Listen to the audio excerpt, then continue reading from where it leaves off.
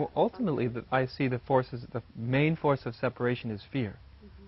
Right? Because, again, at least the way I see it, that the experience of separation is, although it's illusory, it seems to be a natural stage in the development of consciousness. Again, just like adolescence is a natural state of development, or being an infant, you don't look back and go, why was I ever an infant? You know, that was silly. I should have just skipped over that stage. So I even see this sort of ego development, and with it that comes a sense of separation. It all has to do with, you know, how our brain works and the immense power that thought has, and it all sort of starts to create this sense of self, right? And so I see that sense of separate self as ultimately illusory, but actually quite natural stage of development. But then I think when you get to the threshold, which I think is where a lot of people are now, they've experienced that separateness, and they find that it's inherently unsatisfactory. Not only for oneself, but very unsatisfactory for the world, right? Very unhealthy for the world. And then you feel that pull, right? There's something else. But that's when you often start to uncover this tremendous fear, because it's a sort of death, right? Moving beyond the separate self, it's a death of an identity. And on the level of thought, it's like it's a death. It's very abstract to talk about it or describe it. But when it starts to happen to you, and you literally feel like you're going to die, or you look in and you see the emptiness of the separate self, and it sounds very spiritual, but when you actually see it, it can really be quite terrifying, quite shocking. Like, my God, the person I thought I was isn't here. And so I think there's this great, for a lot of people that I talk to, this great fear of non-existence. That's part of the irony, is we have to come to true existence through the doorway of non-existence, of our own separate non-existence. And that's very, very, very frightening. And so we distract ourselves. I mean, and the world, you know, the world we've created is a perfect world in which we can distract ourselves with endless amounts of entertainment, you know, trivialities. And when you get down to it, really, usually it's sort of this deep fear of initially realizing I don't even really know who I am. I just really don't know who I am. You know, most human beings, they really don't know who they are. And then, on top of that, then there's the fear of there's that fear of meeting that existential emptiness or non-existence, because that's the doorway. You have to realize you can't manage it, because that's what the whole world's doing. It's basically trying to manage fear. And I think a lot of people don't know the extent to which fear operates in their life, because there's some people that don't feel like an obvious fear. You know, they don't walk around feeling really fearful. But if you really look at it, you know, why is it that we human beings are looking for those little moments of approval? Why are we looking for love everywhere? Why are we looking for agreement, to be noticed, to be, you know, and when you look really inside of those, there's many psychological reasons, but at the root, it's always fear. Because if I don't get approval, if I don't get acknowledgement, if I don't get this, if I don't get that, I will die. I won't exist. You know, if I don't get all these exterior things, I'll have to face that great void of the infinite inside. I'll have to encounter that. Most people aren't that conscious. They wouldn't think about it in these terms. But fear is actually, as I see it, an incredible driving force for humanity.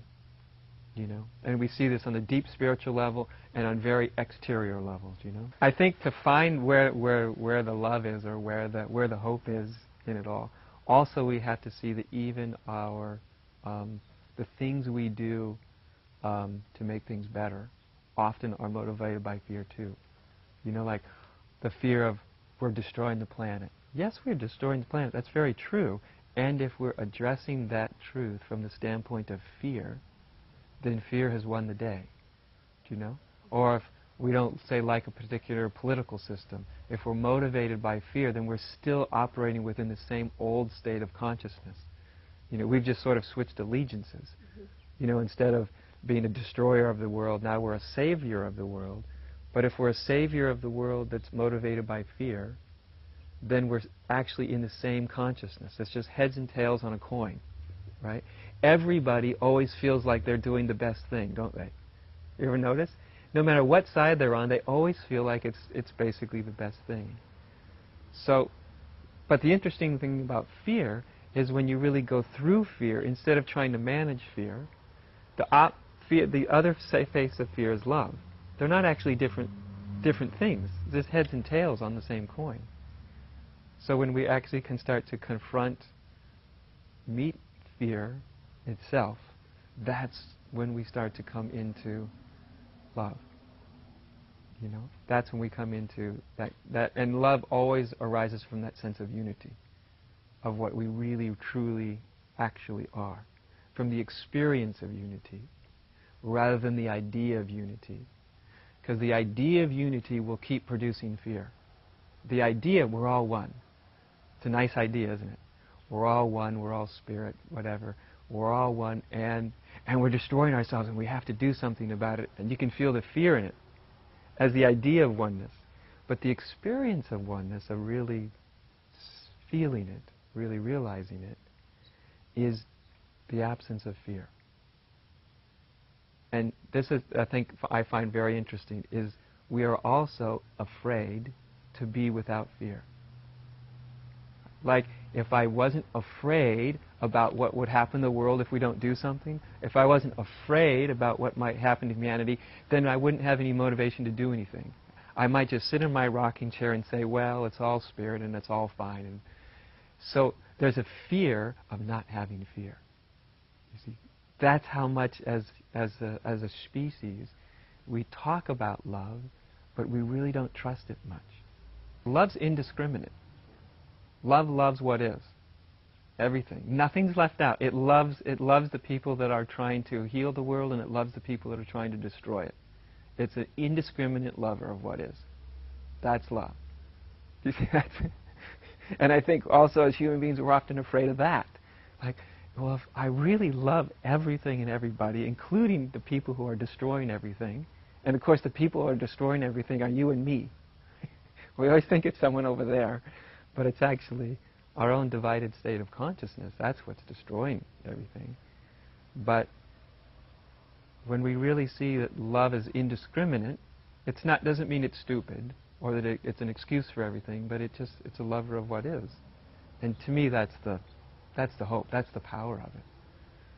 Do you know? That's the power of it. It's very easy to be motivated by fear. What I don't want to happen. Right? What I want to correct. That's not very powerful, though. We've tried that for centuries and centuries and centuries, right? We come up with a new political system, a new spiritual system, a new philosophy. We could even come up with a new philosophy of oneness. Whatever it is, if it's motivated by fear, it's still in the old consciousness. But when it's motivated by love, then it has power. Then we're not so interested in what I'm against. We're interested in what we're for. That's a very different thing. Mahatma Gandhi always used to tell people, I'm not against the British rule. I'm not against them. I'm for Indian rule. I'm for Indian rights. I'm not against anybody. And intellectually, you know, people can go, oh, well, that's interesting. But really, it's very, very significant. It's literally a change of consciousness. When all of your consciousness goes to what you're for, which is innately positive, and innately it's not being motivated by fear. When we look at what we're against, it's always motivated by fear.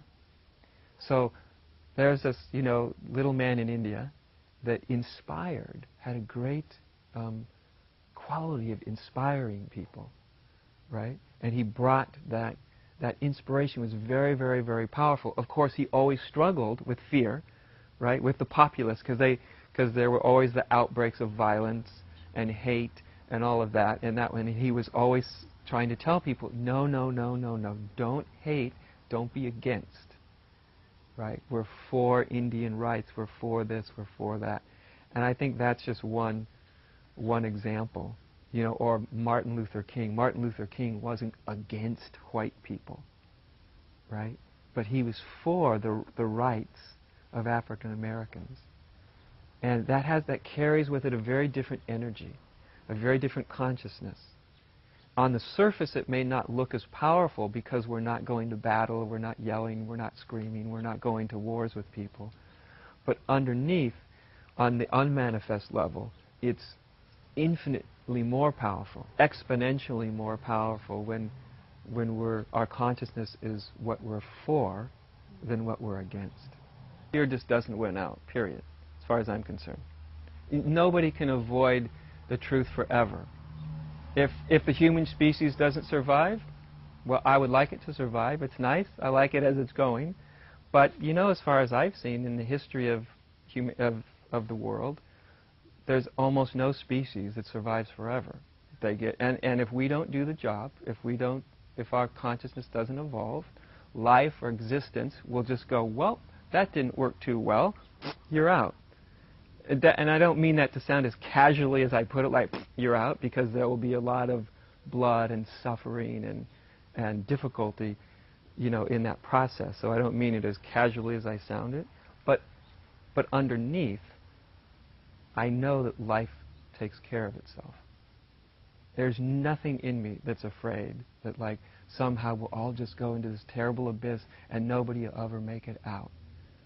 But having said that, that's not an excuse to then just go unconscious. Like, since that's the way it will be, then I won't do anything. I won't be involved. That's a spiritual kind of cop-out. But when you come from that place, see, then we're not coming from a place of fear again. It keeps arising, you know? And to me, I never find in this that we are, the spirit that we are, words like what we must do or what like it's telling us like somehow we have to do this or we have to do that. It's just, to me, I see it as more, it's in the nature, within the nature of spirit, within the nature of the sacred, to do this, to lean this way. Its nature is to, you know, its nature is to awaken. Its nature is towards love. Its nature is towards unity or harmony. That's in its nature. So that's where that's what it does.